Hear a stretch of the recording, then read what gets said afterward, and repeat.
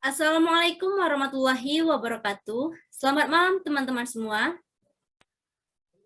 Waalaikumsalam warahmatullahi warahmatullahi wabarakatuh. Perkenalkan, nama saya Dara Mega Alifah, Prodi Pendidikan Matematika. Apa kabar teman-teman semua? Saya harap kita semua dalam keadaan sehat walafiat.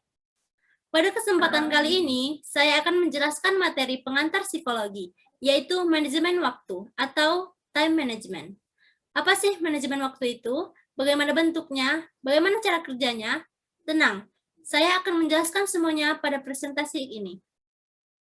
Sebelum itu, saya akan memberitahu pokok-pokok materi yang apa saja yang ada dalam materi ini. Yang pertama ada manajemen waktu, yang kedua menghargai waktu, yang ketiga menentukan prioritas, yang keempat mengatasi penundaan, yang kelima membuat jadwal. Masuk ke materi yang pertama, yaitu manajemen waktu. Manajemen waktu merupakan perencanaan dan pengaturan waktu yang digunakan dalam melaksanakan aktivitas setiap hari, sehingga individu dapat menggunakan waktu secara efektif dan efisien. Dengan manajemen waktu, seseorang dapat merencanakan dan menggunakan waktu secara efisien dan efektif, sehingga tidak menyia-nyiakan waktu dalam kehidupannya.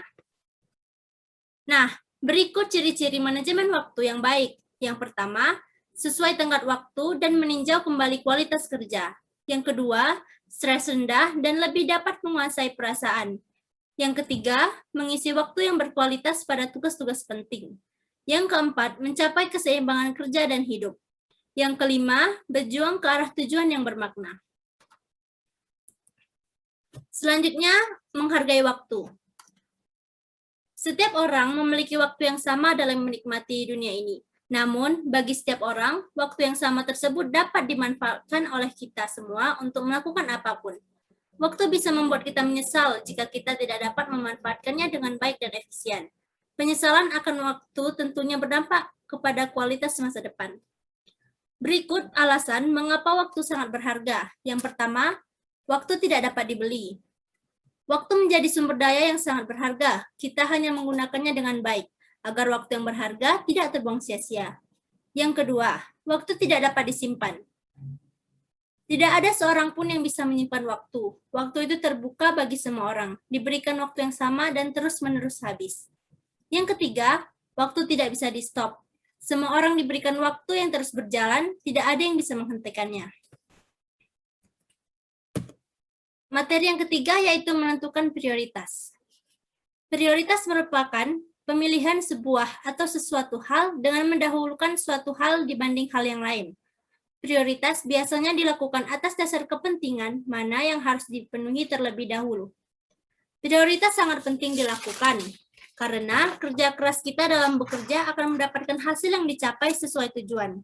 Dan jika tidak menentukan prioritas kerja keras, kita sering mengorbankan hal lain karena tidak memandang hal strategis yang dicapai lebih dulu. Berikut adalah teknik untuk menentukan prioritas. Yang pertama, menentukan tujuan. Salah satu cara untuk menentukan tujuan yaitu menerapkan metode SMART Goal. Tanpa menentukan tujuan yang tepat, Anda akan membuat waktu dalam kebingungan akan prioritas yang bertentangan. Ketika sudah tahu tujuan, maka Anda dapat mengetahui apa yang perlu dilakukan sesuai urutannya.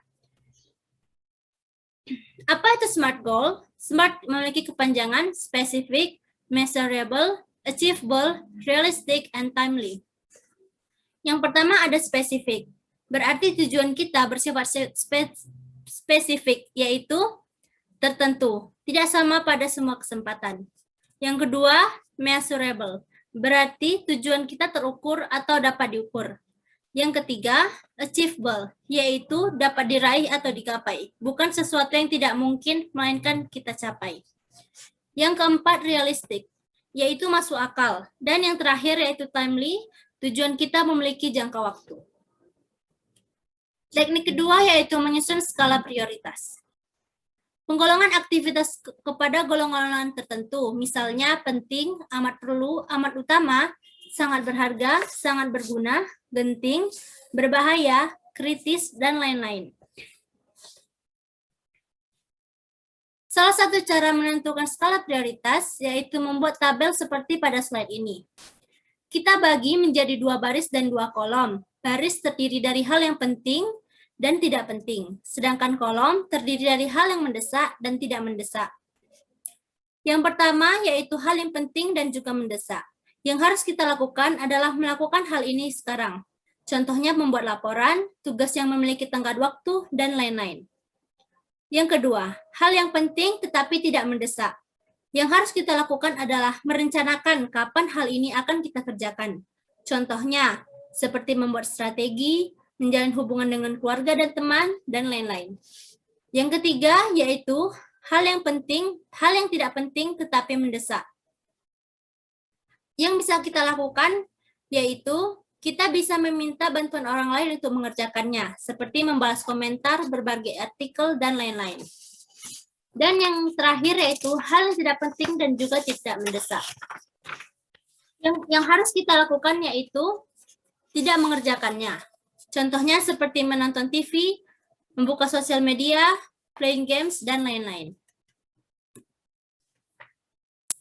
Yang keempat ada mengatasi penundaan.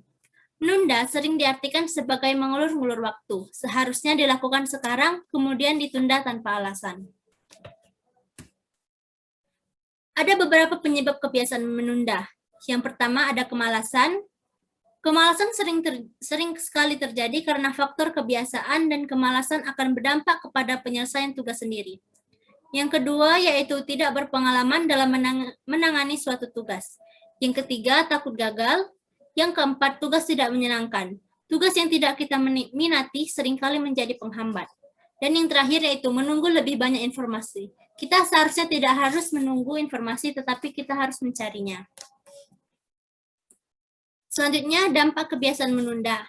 Dampak kebiasaan menunda yaitu mengalami prokrastinasi. Prokrastinasi adalah menunda pekerjaan yang penting dengan pekerjaan yang tidak penting, sehingga pekerjaan penting menjadi tertunda. Selanjutnya, teknik mengatasi penundaan. Salah satu tekniknya yaitu membuat jadwal kerja dan menentukan batas waktunya. Dengan adanya batas waktu, seseorang akan dapat merencanakan tujuan mereka dan bisa melakukan efisiensi waktu sesuai target. Dan yang terakhir yaitu membuat jadwal. Di sini saya akan melampirkan beberapa contoh membuat jadwal. Yang pertama ada contoh jadwal harian. Kita bisa membagi jadwal harian menjadi 3 bagian, yaitu pagi hari, siang, dan malam. Dan di samping pembagian itu, kita dapat menuliskan waktu dan kegiatan kita yang akan kita laksanakan pada hari itu. Selanjutnya, contoh jadwal mingguan. Kita bisa membagi kotak menjadi 7, yaitu hari Senin, Selasa, Rabu, Kamis, Jumat, Sabtu, dan Minggu. Kita bisa menulis kegiatan yang bisa kita lakukan pada minggu itu di dalam kotak tersebut. Dan yang terakhir yaitu contoh jadwal bulanan. Kita bisa mengambil contoh di kalender yang ada di rumah dan mengisi hal-hal yang penting pada hari itu dan ditulis di sana. Baiklah teman-teman, terima kasih sudah mendengarkan materi ini dengan seksama. Semoga dengan adanya presentasi ini lebih meningkatkan diri kita dalam memanajemen waktu. Sekian yang dapat saya sampaikan. Lebih dan kurang mohon maaf. Terima kasih. Assalamualaikum warahmatullahi wabarakatuh. Waalaikumsalam warahmatullahi wabarakatuh.